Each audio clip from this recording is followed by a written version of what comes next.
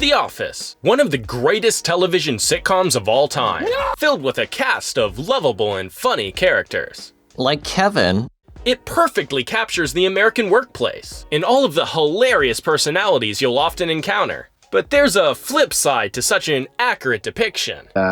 I'll go ahead and make sure you get another copy of that memo. Okay? For as many wonderful, pleasant people you'll meet, there's an equal amount of just horribly loud, obnoxious individuals which unfortunately are also captured true to life in the show. Now to clarify, we're only talking about the characters here, not the people who play them. Everyone who worked on the show did a fantastic job bringing them to life, and it's not fair to judge them for accurately playing an annoying character. But with that out of the way, keep an eye on your desk and hold on to your chili, because today we're counting down the top 10 worst characters in The Office ever.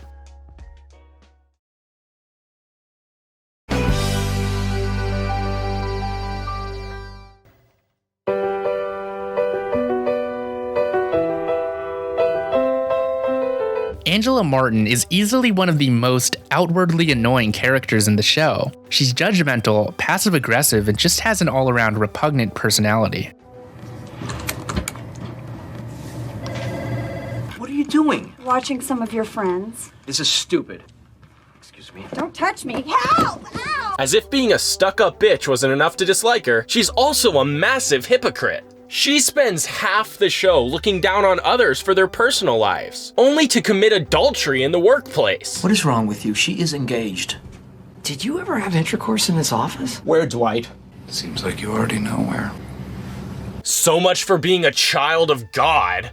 Now with all that said, Angela being pretty low on our list might be confusing to first and second time watchers of the show. That's because you at least know what you're getting into with Angela. She's a lot less offensive than those who claim to be one of the good ones, which is a perfect segue.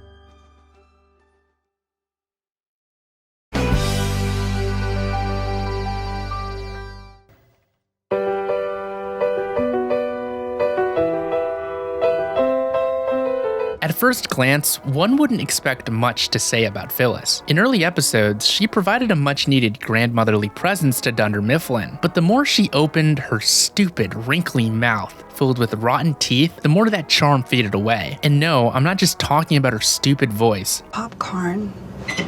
but the actual things she's saying. You have a lot to learn about this town, sweetie. While Jim and Pam are just trying to enjoy their lunch together, Phyllis waddles over to whine about not getting customers. It's great that you're dating, but when a new client calls, you just have to randomly assign them to a salesperson. You can't base who gets new clients on who you're sleeping with that week. Wow, way to blame your problems on somebody else. You know, it's funny. She's gonna talk about sleeping with people at work, because if I recall, she admitted to having a one-night stand with one of her coworkers. All relationships, even a one-night stand.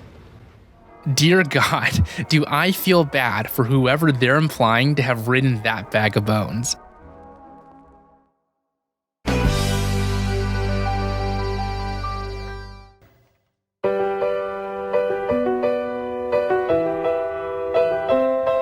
No, being a baby doesn't exempt you from being obnoxious. In fact, I'd argue it makes you even more eligible. Cecilia Halpert is just one of those people that never knows when to shut up. Everything just has to be about them. And if it's not, they'll literally kick and scream until they get their way. When Jim and Pam take her to get christened, she decides to ruin her dress as some sociopathic attempt to sabotage them. If I were her parents, I'd take that as a sign of the devil's work. Tie her up in a plastic bag and throw her into the river.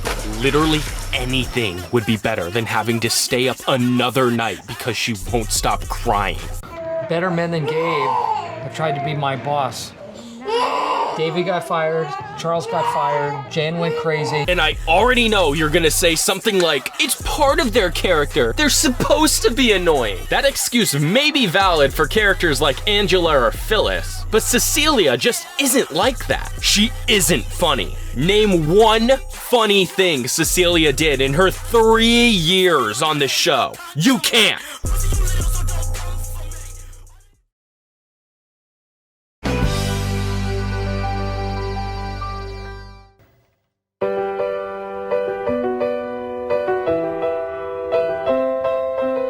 At first, Jan Levinson starts out as a good companion for Michael's silliness, but unfortunately, the writers decided to totally 180 this awesome relationship and turn Jan into one of the most evil bosses in fiction. Girl bosses in fiction. Jan is incredibly abusive to Michael, stealing money from him, insulting him, emasculating him in front of his peers. Don't worry, buddy. We've all been there. Thankfully, though, they eventually break up, and Michael would go on to date other, more pleasant and prettier women in the workplace. As for Jan, she also ends up working out her issues and forms new and healthier relationships. Not.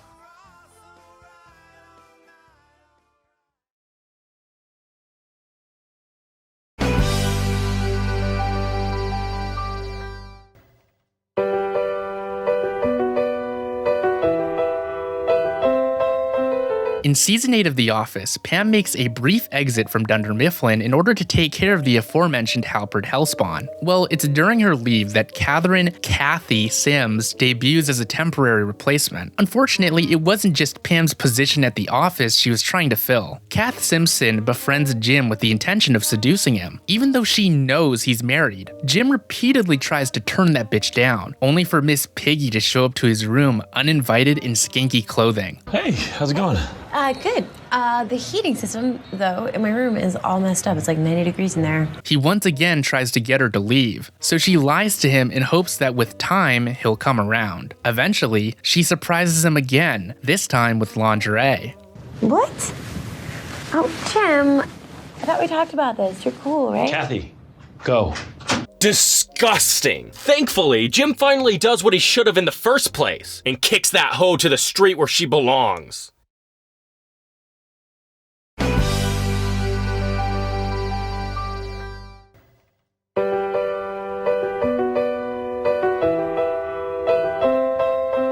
Okay. We all saw this one coming.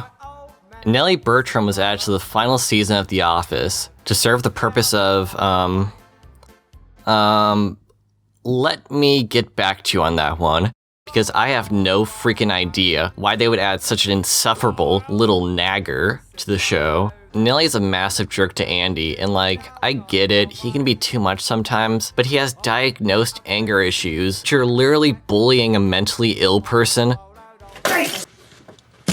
Then again, it might just be fair game. It wouldn't surprise me if she was messed up in the head or something. Just listen to the way she talks. The men dry up and the nights get lonely. The only calls on your machine are from collection agencies about that pair of motorcycle boots you've never even worn. What the hell is this chick saying? We're then expected to feel bad for Nellie after she can't adopt a kid. Can you imagine having Nellie as your mother? At least you never have to worry about developing an Oedipus complex.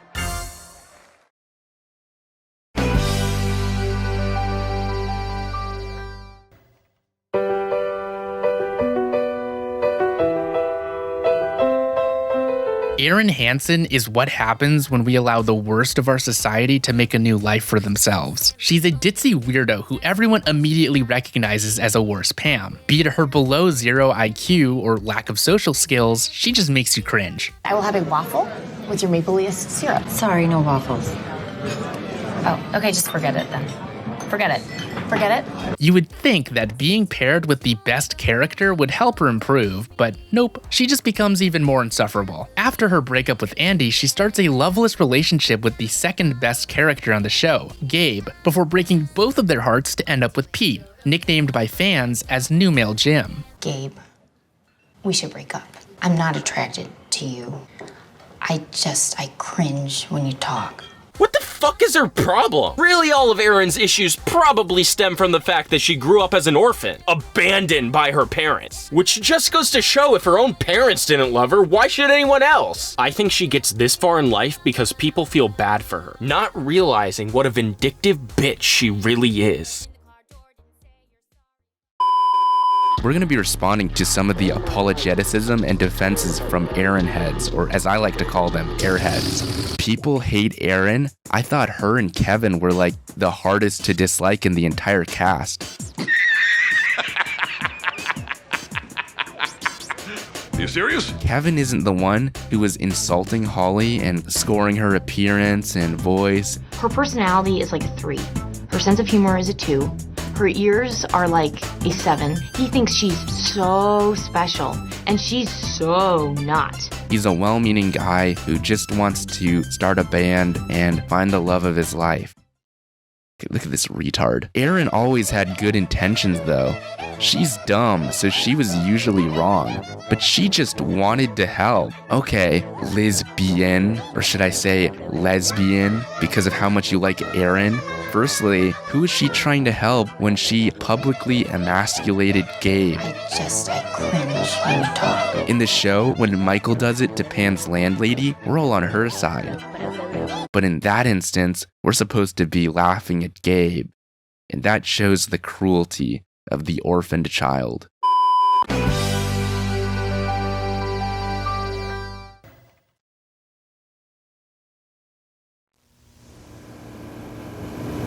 I hate her.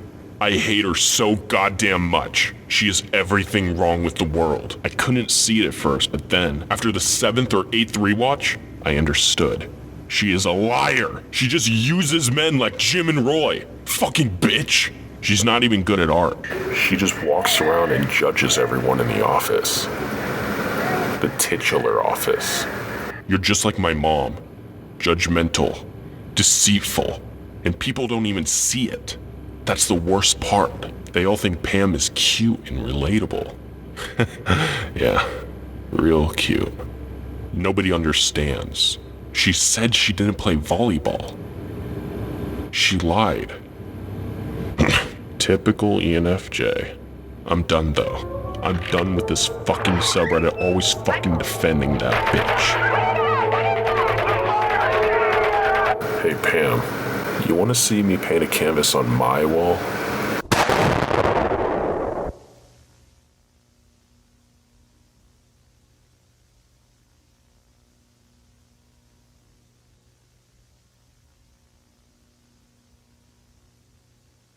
I sing the mighty power of God that made the mountains rise, that spread the flowing seas abroad.